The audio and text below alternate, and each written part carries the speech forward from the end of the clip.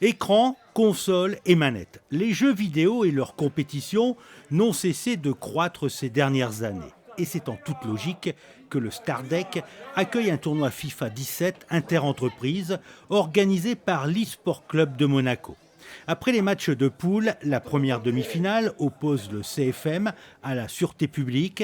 La seconde voit s'affronter Beckingtown et Monaco Informatique.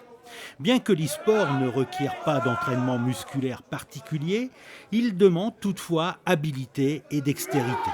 C'est un jeu vachement réaliste, on prend beaucoup de plaisir à jouer. Voilà quoi. Il y a toute l'entreprise qui est là, qui nous encourage, donc c'est cool. Pour le tournoi, on s'est entraîné entre amis, donc on a fait quelques soirées ensemble et voilà, c'était pour s'amuser. On n'est pas des professionnels, on est juste là pour s'amuser ensemble, quoi. Et beaucoup de similitudes avec le sport dit traditionnel. Comme dans les stades, le public est venu nombreux. Les supporters sont en folie et les joueurs sont concentrés et explosent de joie lorsqu'ils marquent un but.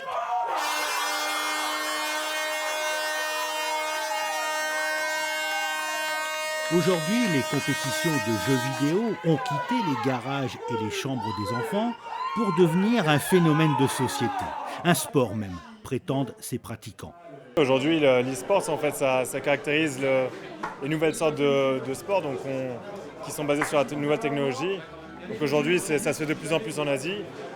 Ça vient d'arriver en Europe. Voilà, ça fait peut-être 1 an, 2 ans que ça commence à être un phénomène en Europe.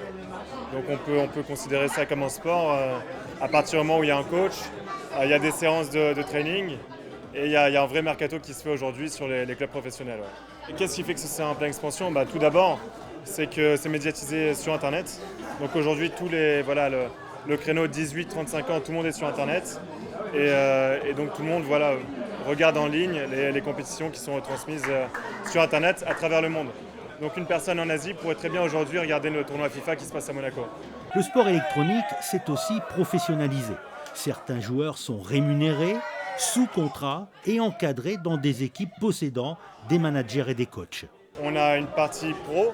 Et cette partie pro reçoit donc ces 2 joueurs FIFA qui sont aujourd'hui classés 5e meilleur européen et 11e européen respectivement.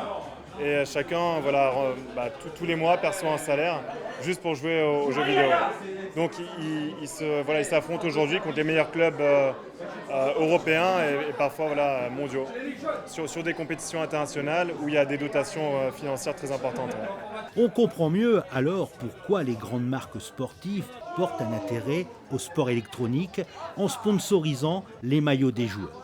Même les boissons énergisantes sont de la partie puisque les grandes marques organisent des tournois. Mais ici, pas d'argent, pas de sponsors et pas de joueurs professionnels. Aujourd'hui on travaille, etc. Je pense que c'est avant tout un rappel de jeunesse plus qu'autre chose, quoi. Voilà. Et quand vous étiez gamin, vous jouez beaucoup ? Tout à fait. Une heure.